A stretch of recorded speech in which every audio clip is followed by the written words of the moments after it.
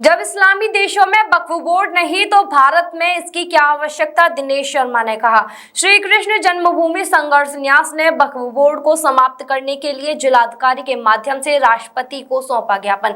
आज श्री कृष्ण जन्मभूमि संघर्ष न्यास के पदाधिकारियों ने भारतवर्ष में कांग्रेस सरकार द्वारा बनाए गए वक्फ बोर्ड को समाप्त करने के लिए मथुरा जिलाधिकारी के माध्यम से महामहिम राष्ट्रपति द्रौपदी मुर्मू के नाम ज्ञापन श्री कृष्ण जन्मभूमि संघर्ष न्यास के अध्यक्ष एवं श्री कृष्ण जन्मभूमि ईदगाह विवाद के हिंदू पक्षकार दिनेश शर्मा के नेतृत्व में दिया गया। ज्ञापन के माध्यम से हिंदूवादी नेता दिनेश शर्मा ने कहा कि स्वतंत्रता लोकतंत्र में वक्फ बोर्ड जैसी संस्था सरकार को गुमराह कर लाखों एकड़ जमीन पर कब्जा बनाए हुए है। देश आजादी के बाद वक्फ बोर्ड का गठन इस्लामिक इमारत के संरक्षण के लिए किया गया था, परंतु यह संस्था भूमाफियाओं की तरह कार्य करके संपूर्ण भारतवर्ष में अनैतिक रूप से जमीनों पर कब्जा करने में लगी हुई है, जो आज भी कायम है। इस प्रकार के बोर्ड को तत्काल प्रभाव से समाप्त किया जाना चाहिए। देश के हित में यह परमावश्यक है। मथुरा में श्री कृष्ण जन्मभूमि संघर्ष न्यास के सभी पदाधिकारी आए हुए हैं और उन्होंने जिला मजिस्ट्रेट को ज्ञापन दिया है। हमने ये मांग की है कि वक्फ बोर्ड को समाप्त कर देना चाहिए, क्योंकि किसी भी अरब कंट्री में वक्फ बोर्ड नहीं है, ना पाकिस्तान में है, ना दुबई में है, ना अरब अमीरात में है। तो भारत में ही वक्फ बोर्ड की क्या आवश्यकता पड़ गई। कांग्रेस सरकार ने मुस्लिम वोटों को पाने के लिए एक वक्फ बोर्ड की स्थापना की, जबकि वक्फ बोर्ड की कोई आवश्यकता नहीं है। वक्फ बोर्ड ने हमारे लाखों एकड़ बेशकीमती जमीन को अवैध कब्जे से अपने कब्जे में ले रखा है। वक्फ बोर्ड एक तरह से भूमाफिया है। वक्फ बोर्ड की वजह से हमारे देश के जितने भी सरकारी संसाधनों की ज़मीन थी, नजर भूमि की ज़मीन थी, वो सब ले ली। अरे उन ज़मीनों पर सरकारी हॉस्पिटल बनने चाहिए, सरकारी विद्यालय बनने चाहिए, जिससे गरीबों को काम आए। और उन्होंने मुस्लिम समाज के लिए भी कुछ नहीं किया। उन्होंने तो केवल और केवल ज़मीन दामने का काम किया है। वक्फ बोर्ड की हमारे हिंदुस्तान को कोई आवश्यकता नहीं है। और वक्फ बोर्ड में एक धारा तो ऐसी है जो बिना अनुमति के किसी भी किसान की ज़मीन हड़प सकती है, इसलिए ऐसी वक्फ बोर्ड की हमें कोई आवश्यकता नहीं है। मथुरा की जिला अध्यक्ष, आज हम सभी यहाँ जिला मजिस्ट्रेट को ज्ञापन देने के लिए एकत्रित हुए हैं। हम सभी वक्फ बोर्ड के खिलाफ हैं। इसमें किसी प्रकार के संशोधन की कोई आवश्यकता नहीं है, क्योंकि ये पूरी तरह से भारतीय संविधान या भारतीय नागरिकों के खिलाफ है, जिसमें किसी भी ज़रूरतमंद से उसकी ज़मीन को कब्जा किया जा सकता है। हमने इसके बारे में पता किया तो हमें पता चला है कि वक्फ बोर्ड के तहत 10 लाख अरब स्क्वायर फुट ज़मीन इसमें हम जा चुकी है। आप सभी के लिए वक्फ बोर्ड में बताने आया हूं कि वक्फ बोर्ड क्या है। वक्फ बोर्ड 3 बार हमारे यहाँ संशोधन हुआ है। हम वक्फ बोर्ड को हटाने के लिए आवेदन यहाँ दे रहे हैं, परंतु सरकार से ये मेरी गुजारिश है कि वक्फ बोर्ड पे इस बार किसी भी प्रकार से कानून ना बनाए जाएँ।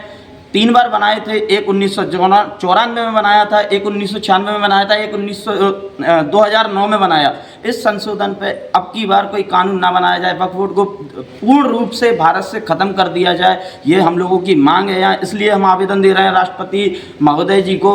वक्फ बोर्ड क्या है, वक्फ बोर्ड हमारे भारत में क्यों है, इसका कारण क्या है वक्फ बोर्ड का होने का। हम हिंदुओं का राष्ट्र है। जब मुस्लिम संगठन को भूमि दे दी गई थी, उसके बाद वक्फ बोर्ड का गठन हमारे देश में क्यों हुआ, इसका कारण हम हिंदू भारत सरकार से पूछना चाहते हैं। और वक्फ बोर्ड का माध्यम से हिंदुओं का क्या अधिकार है।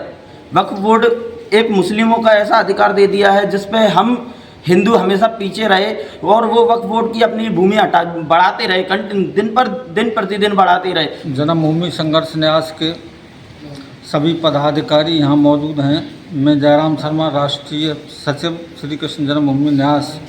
वक्फ बोर्ड को समाप्त करने के लिए जो जिलाधिकारी के माध्यम से राष्ट्रपति महोदय को ज्ञापन दिया गया है, वक्फ बोर्ड समाप्त किया जाना चाहिए और समाप्त होना चाहिए, क्योंकि इसने लाखों एकड़ ज़मीन गरीबों की अपने नाम कर रखी है। वो उसमें सरकारी स्कूल, अनाथालय, वृद्धाश्रम जो सरकार के द्वारा चलने चाहिए, और हम इसमें संशोधन नहीं चाहते हैं, इसे समाप्त करना ही चाहते हैं।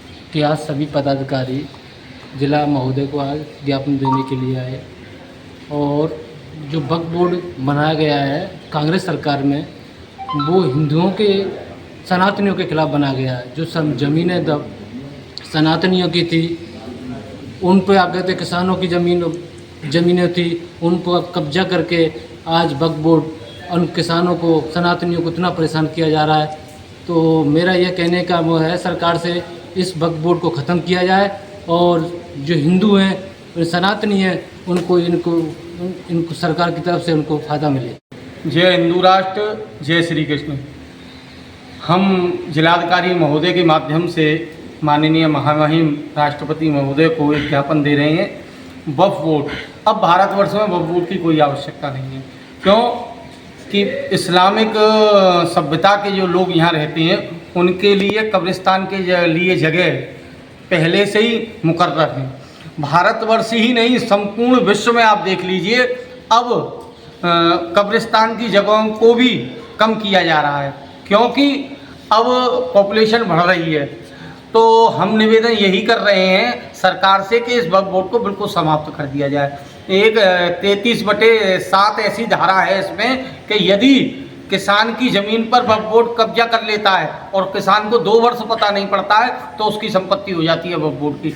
तमाम ऐसी धाराएं हैं जो अब उसके दायरे को बढ़ाती हैं न कि घटाती हैं। तो हम सरकार से यही निवेदन कर रहे हैं, सनातनी सरकार है, तो वक्फ बोर्ड को पूर्णतः समाप्त किया जाए। हाँ, हम हिंदू हितचिंतक हैं और हम हिंदू हैं।